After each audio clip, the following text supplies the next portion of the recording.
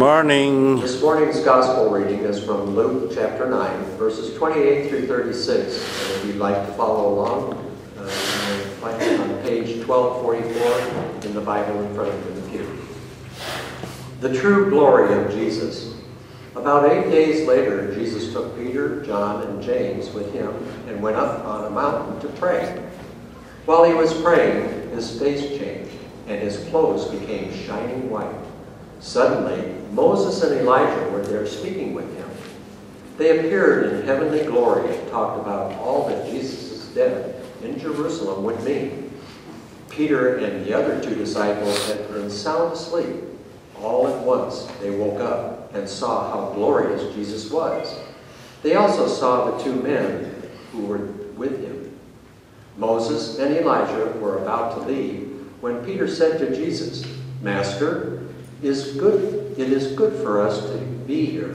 Let us make 3 shelters, one for you, one for Moses, and one for Elijah." But Peter did not know what he was talking about. While Peter was still speaking, a shadow from a cloud passed over him, and they were frightened as the cloud covered them. From the cloud, a voice spoke, "This is my chosen son. Listen to what he says." After the voice had spoken, Peter, John, and James saw only Jesus. For some time, they kept quiet and did not say anything about what they had seen.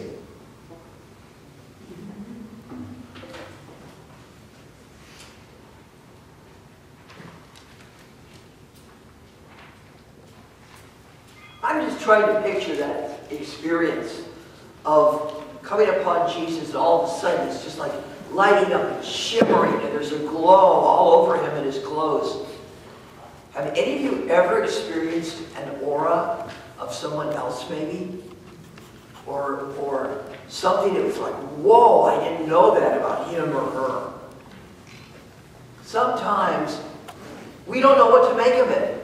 I know people that study the Bible often use the word discernment to try to explain how we are to try to make sense out of things and to be able to come to the bottom and the truth of things. And I know in that experience with the disciples, they probably were so awestruck and they really didn't know how to handle it. And so what does Peter do? Oh, maybe we should build a dwelling for all 3 of them, rather than just keeping his mouth closed and going, wow, this is really something. This guy has to be really, really special. He has to kind of almost ruin the situation by talking. And I think sometimes we actually do that. But what I really want to get from this story is, how is it that we really know the truth about people and who they really are? And it can be both positive and negative. And also, there are ways in which our original opinions get changed by gossip. And I think you know what I'm talking about.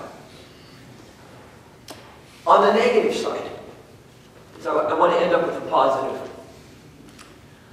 When I had my young boys in soccer, we had the head of the AYSO, American Youth Soccer Organization, in our area do some very, very underhanded things.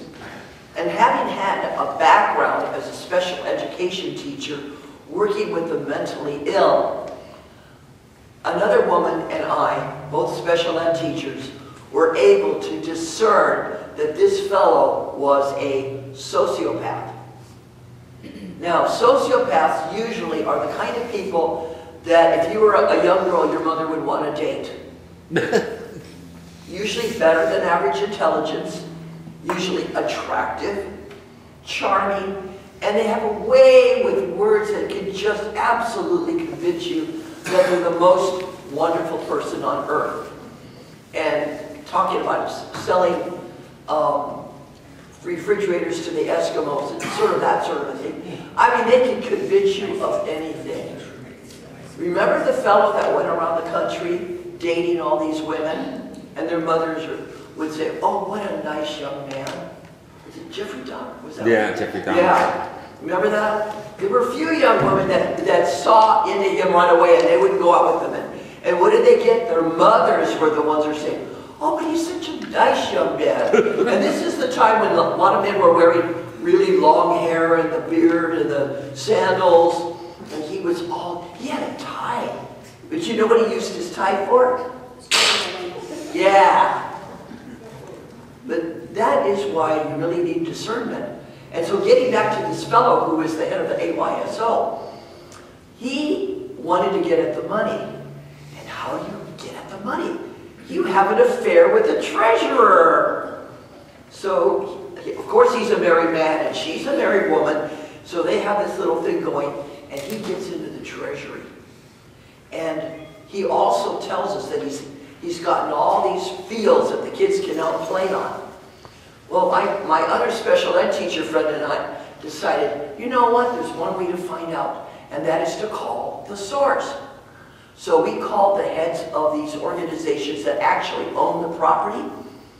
Guess what? He was turned flat down. There were no extra fields whatsoever. So anyway, we had a special meeting, and we called him on the carpet for that. And of course, who were the people that got accused of trying to put down this nice man who was doing all these wonderful things for the children? My friend and I were the bad people. Well, eventually it did get out, so it turned out that people did figure it out. But we were the bad people for actually having to go into this situation and investigate it.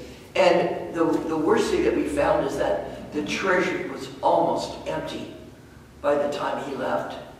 And he did get away with it, by the way. He skipped town and went off somewhere. That's on the negative side. What about the positive side?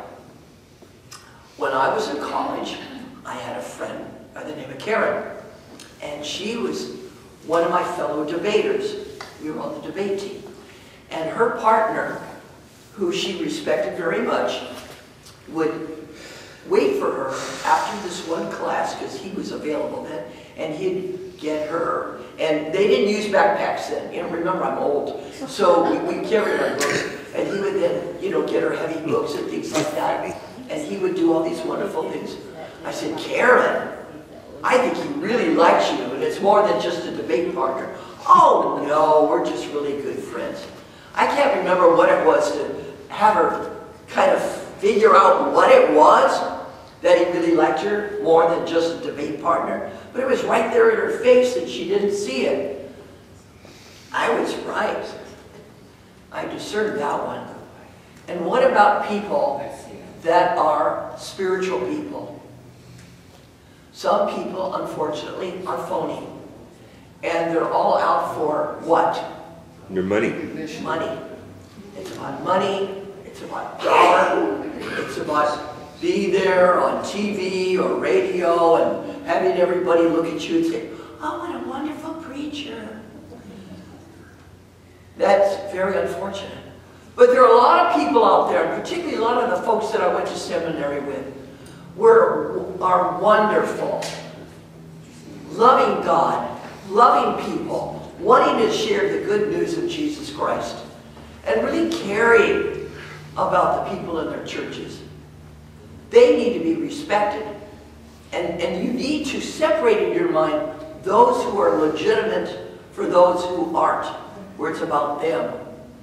I shared with you before that there was a fellow in my class, in my counseling class, who was explaining to us how he just got a rush. He'd be up there on the pulpit, and he'd come down from the pulpit and walk down and greet people. And the little old ladies would say, oh, it was so wonderful. I felt so inspired.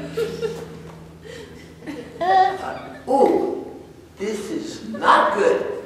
This is not good at all. You do not share a message to feed your own ego. You share a message because you feel that you have something to give to people. And it's not about having little people going, oh, it's so wonderful. Because you know what can happen when you get all this, oh, it's so wonderful. You get full of yourself. And anyone who's a public speaker has to really watch for that. Because you really can get full of yourself. And that is a danger in this profession. I want to go back to Jesus and his disciples. What does it take for someone to see who he really is? Not only then, but now. And I also want you to think about what happened to him. People were able to see that he was a wonderful person, that he could heal, he could do wonderful miracles, that he was sharing a message that was different from so many of the other messages that were going on at that time. But what happened? A rumor campaign was responsible for destroying his ministry. And what did people do? Most of them? They bought into it. Because it's unfortunate that humans have a need to feel that, well, I thought he was so great, but he's probably just like the rest of us. Is there some need that we need to feel negativity toward another person? That we want to believe the rumor? That we don't really check it out? That we just hear these things and go, well, yeah, I always kind of wondered about her. If you discern that someone in your life, whether a family member, an acquaintance, a neighbor, or a co-worker, is really a good, caring, compassionate person, don't let a rumor campaign destroy your discernment. You're probably right in the very first place. And it's only people talking that can bring another person down in your mind. Feel the great glory in recognizing Jesus for what he was. And don't let anyone tell you any different. Amen. Amen.